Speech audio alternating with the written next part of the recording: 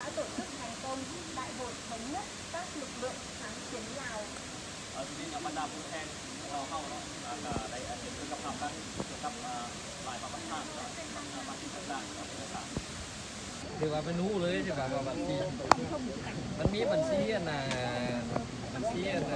ของรัฐที่ประมาณนี้การเงินภาษาอังกฤษเราเป็นซีคูซีตัวเองซีอย่างนี้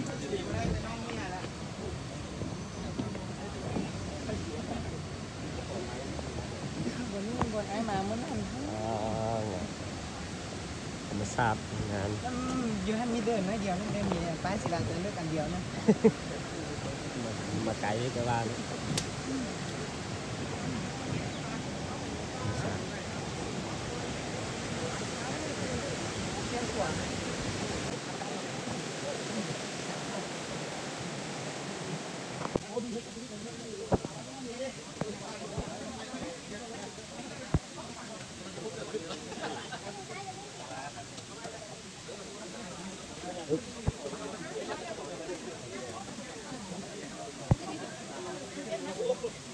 เดือน6 ปี 1956ประธานมันโฮมกับประธานเป็นสำคัญมาให้เทียบนำมาคณะผู้แทนเนาะที่นำดูว่านั้นบ้านง่อยเนาะบ้านง่อยเขาแข่งว่า Tại làng ngòi, đoàn cán bộ cách mạng Lào đã tổ chức thành công đại hội thống nhất các lực lượng kháng chiến Lào. ทีนี้บรรดาผู้แทนเราเข้าเนาะได้เห็นกับทำกันเกี่ยวกับหลายประเทศมาที่ต่างๆ Đại hội được diễn ra trong ngày 13 đến ngày 15 tháng 8 năm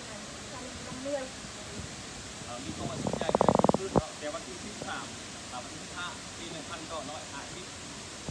Sau khi đại hội tổ chức thành công tốt đẹp, để đảm bảo an toàn và bí mật, đoàn cán bộ cách mạng Lào đã chuyển đến ở và làm việc tại thôn Đá Bàng, nơi đại gia đang tham quan đây ạ.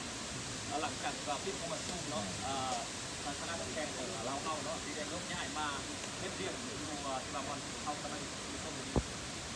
Tôi lại chi tiết nằm trên một sườn núi và tại đây thì có một hang đá, có cửa không ngẩng hai đầu, càng lên cao thì cửa hang càng hẹp dần và được thông với khu vực rừng già. บรรดาสหายสังเกตเนาะ